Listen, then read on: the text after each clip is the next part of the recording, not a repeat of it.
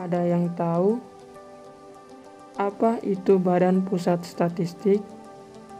Untuk lebih jelasnya, mari kawan-kawan semua menyaksikan video ini hingga akhir.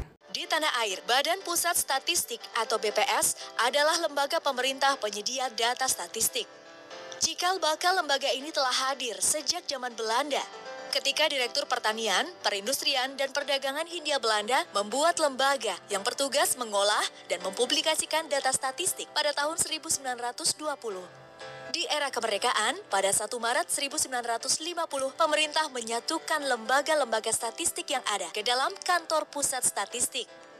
Pada tahun 1957, ia berubah menjadi Biro Pusat Statistik. Dan pada tahun 1997, berubah lagi menjadi Badan Pusat Statistik. Dalam perjalanan panjang bangsa membangun dan mengisi kemerdekaan, Badan Pusat Statistik menjadi garda terdepan pengambilan dan penyediaan data untuk mendukung berbagai kebijakan pemerintah dan juga evaluasi hasil pembangunan. Pelaksanaan sensus yang dilakukan setelah kemerdekaan adalah sebagai berikut. Sensus penduduk dimulai dari tahun 1961, 1971, 1980, 1980, 1990, 2000, 2010, dan seterusnya. Sejak tahun 1980, ia dilakukan di setiap tahun yang berakhiran 0.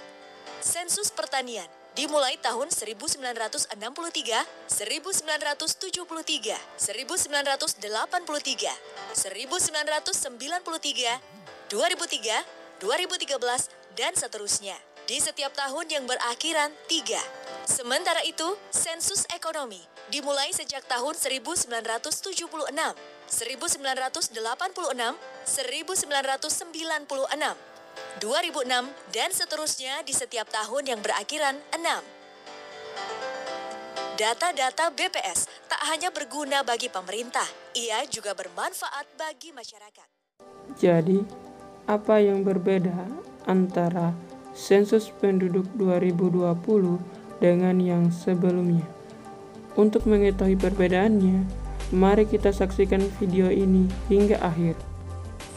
Penduduk 2020 merupakan yang ketujuh selama pelaksanaannya. Pada sensus penduduk kali ini, ada perbedaan jika dibandingkan dengan sensus penduduk yang sebelumnya. Perbedaan tersebut yaitu adanya sensus penduduk online yang sudah berlangsung pada Februari hingga Mei 2020 lalu. Dan sensus kali ini juga menggunakan data dasar dari Dukcapil Kemendagri. Pelaksanaan sensus penduduk 2020 dibagi menjadi 2 tahapan besar.